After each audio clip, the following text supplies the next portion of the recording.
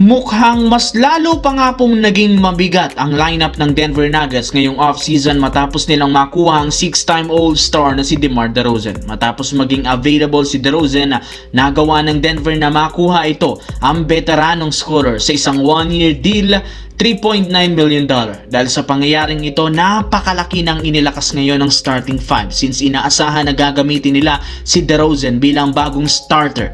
Yes mga idol, ang projected starting five, sina Jamal Murray, DeMar DeRozan, Cameron Johnson, Aaron Gordon at si Nikola Jokic. Napakalaking dagdag naman nga si DeRozan sa kanilang lineup since nag-average ito last season ng 18 points per game, 4.1 assist sa kanyang 77 games na napaglaruan sa Sacramento Kings. Kung magiging maganda at maayos ang chemistry, maaaring magkaroon ng Nuggets ng mas malalim at mas versatile na opensa. Si Jokic ang magiging pangunahing playmaker habang si Jamal Murray at DeRozan naman ang pangunahing shot creator. Kaya naman matapos ang kanilang galaw, mukhang malinaw ang mensahe ng Denver na hindi lang sila basta sasabak sa bagong season bagkus lalaban sila sa tuktok ng Western Conference. Sa kabilang banda, hindi na nga pinatagal pa ni Klay Thompson ngayong offseason dahil pagkatapos nga pong magkaroon sila ng buyout agreement ng Dallas Mavericks, agad ngang inanunsyo na pipirma ito ng kontrata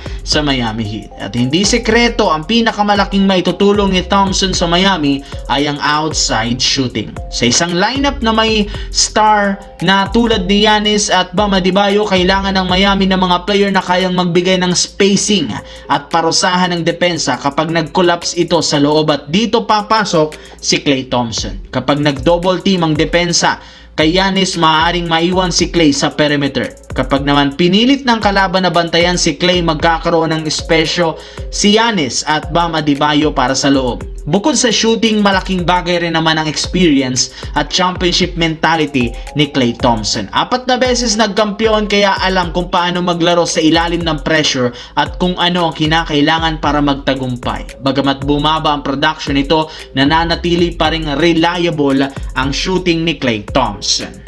Sa kabilang banda, nagtrending sa social media ang balita ngayong araw na posible nga daw i-buyout ng Utah Jazz si Jackson Hayes at nakatakda nga daw itong pumirma sa Philadelphia 76ers para puna ng final roster spot para makasama nitong muli ang dating kakampi na si LeBron James. Pero para nga sa inyong kaalaman at para sa kaalaman ng lahat, wala pa nga pong opisyal na kumpirmasyon mula sa NBA, Utah Jazz o Philadelphia na magkakaroon ng buyout si Jackson Hayes. Pumirma pa lang naman si Hayes sa Utah Jazz nitong nakaraang buwan sa isang 2-year, $12 million.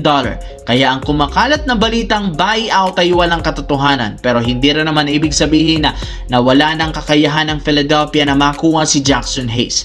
Pwede pa rin naman nila itong makuha sa mid-season o bago ang trade deadline sa February. Alam naman nga ninyo, nangangailangan ng 76ers ng isa pang backup ni Joel Embiid at isang big man na kayang sumabay kay LeBron. Kaya once na maging available ito sa trade, hindi malabo na isa ang Philadelphia sa mga teams na magka-interes sa kanyang serbisyo.